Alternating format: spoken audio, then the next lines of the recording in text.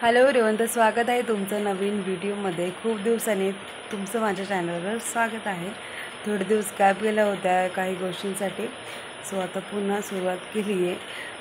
विचार तर आहे कंटिन्यू राहायचा, बघूयात किती जमतंय। आणि 2 दिवस झाले, म्हणजे परवा आलोत रात्री आम्ही गावी। तुम्ही बघू शकताय नजारा काहीतरी वेगळा आहे इथे।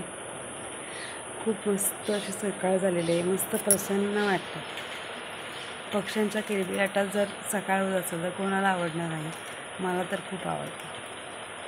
सो मी रेडी झाली, रांगोळी वगैरे करून सकाळीच ऑफिससाठी निघाले। ते काय 4-5 दिवस येणार नाही आहेत। आणि दैविक बघा झोपला असेल, तर आईने इथे बनवलं सकाळी नाश्त्यासाठी भाकरी। शेवटची भाकरी मी बनवते, बाकी सगळ्या आईने बनवून रेडी झालेल्या आहेत। कारण आई इथे बाबांना मटकी काढून देत आहे, जी की शेतामध्ये पेरायची आहे। आमच्याकडे कापणीच्या आधीच मटकी पेरली जाते, तुमच्याकडे काय केलं जातं नक्की कळवा। आणि मटकी खराब होऊ नये म्हणून त्यासाठी राखाडीमध्ये मटकी ठेवली जाते। तुम्ही बघू शकताय मटकी कमी राखाडीत जास्त दिसते। त्याचं कारण असं की तेच मटकी खराब होऊ नये यासाठी भरपूर सारी राखाडी टाकली जाते। इथे मी आणि दैविक बसलोय सकाळचा नाश्ता करायला, म्हणजेच भाजी भाकरी, जी की आईने भाकरी बनवली होती आणि मी भाजी बनवली होती। आणि दैविकचं इथं बघा कार्टून बघणं चालू आहे।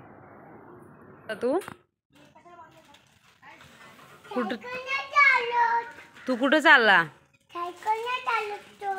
तू चालला कुठं? आता आता आता थांब, आतून येईल थांब। चल मला कंटाळा आला।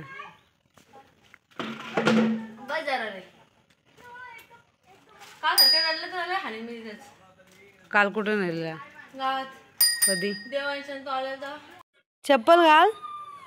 ए सोना, चप्पल घाल ती। हां ती घाल। ती नको, ती खराब झाली बघ, धुवायची मातीत राखलेलीस ना ती, नको बाबडा। सो दैविक आता गेला आहे गावातल्या घरी। तो सकाळपासून एकटा खेळून आणि टी व्ही बघून बोर झाला होता। तो मग म्हणाला की आज तुला बोलू मी गावात जातो।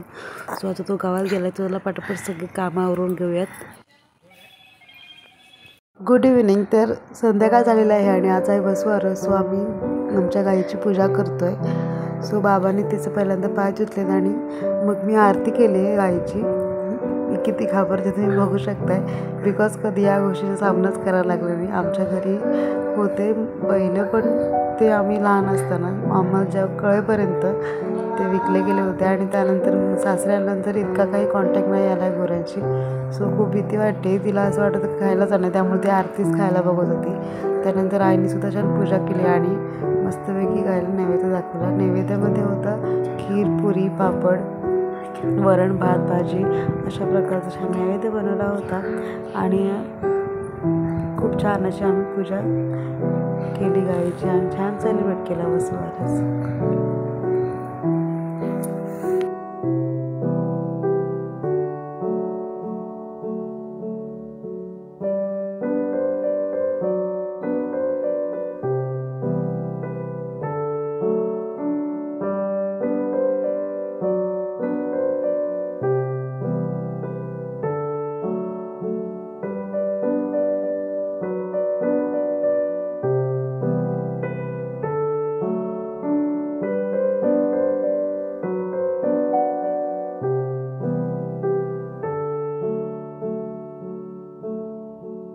आणि हा आहे आमचा वाडा, जिथे की सगळ्या म्हशी असतात, बैल बाहेर असतात।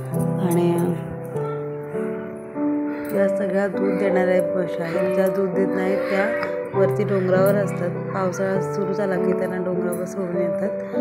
आणि या सगळ्या आहेत आमच्या म्हशी।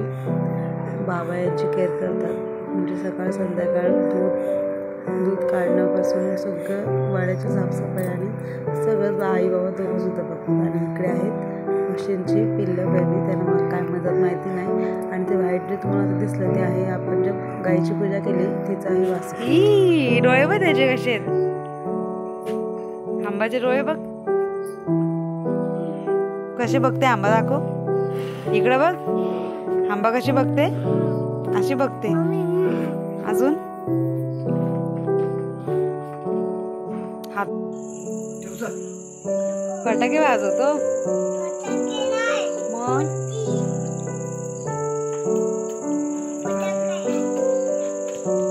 ते लावायचंय त्याला वर ते काय माहिती भाऊने का आणलंय.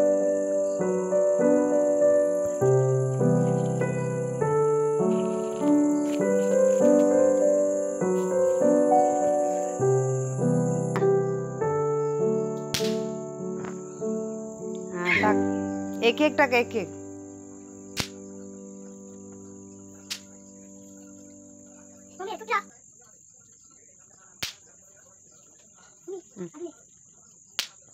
रात्रीचे वाजलेत 11 आणि आत्ता आमच्या करंज्या झालेल्या ते बनवून आणि दैविकाने मी मस्त पॅक करतोय. आईसुद्धा होत्या मदतीला पण त्यांना खूप जास्त थकल्यामुळे झोप आले. सो त्या झोपायला गेल्यात आणि आम्ही दोघं पॅकिंग करून झोपणार आहोत. सो चला तर मग आज इतकंच. भेटूयात नेक्स्ट व्लॉगमध्ये. तोपर्यंत bye bye. Take care and be happy. Bye bye कर सोना. Bye bye. येस.